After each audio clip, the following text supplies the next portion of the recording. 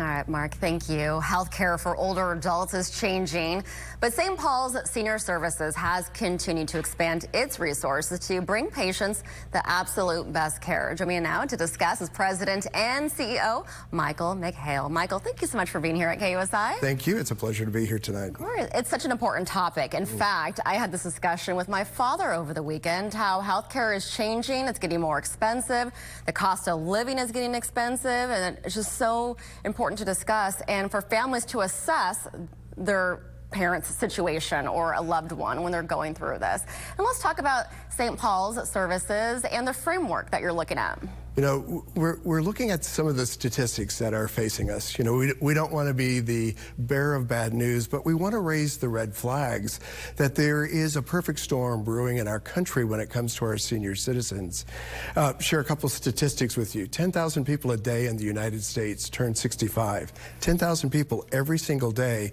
And this phenomenon has been going on since 2011 to 2030 for 19 years. So every day, 10,000 people become eligible for our entitlement benefits through Medicare and Social Security. We're living longer, but we're living longer with disease, which means we're spending more money as we age on our health care. And the reality is that about 1/3 of our seniors will not have enough resources to get them through to the end of life.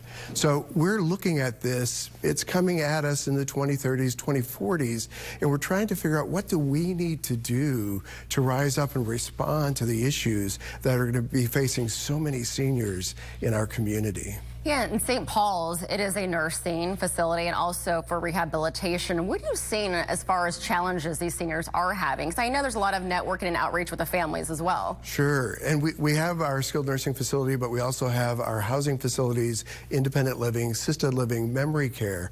But what we're seeing is that people are coming into our facilities and they're running out of resource in order to stay in our facilities.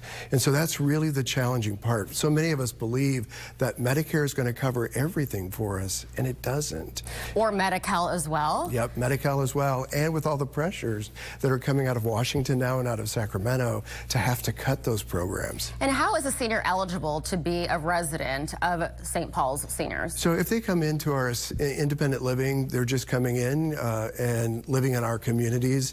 As they age and may need more care, they'll move up to our assisted living, our memory care.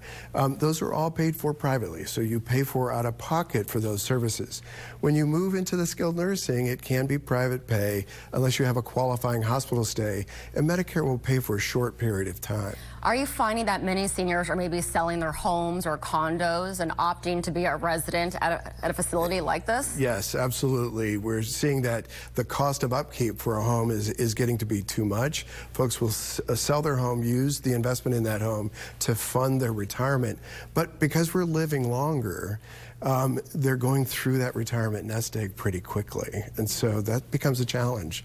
And how can our viewers help with St. Paul's Senior Services, just to help these seniors? Yeah, there's so much going on, and doing that preparation, as you said earlier, getting ready for your parents or your grandparents as they look at retirement and making sure that they've saved enough to get through to retirement.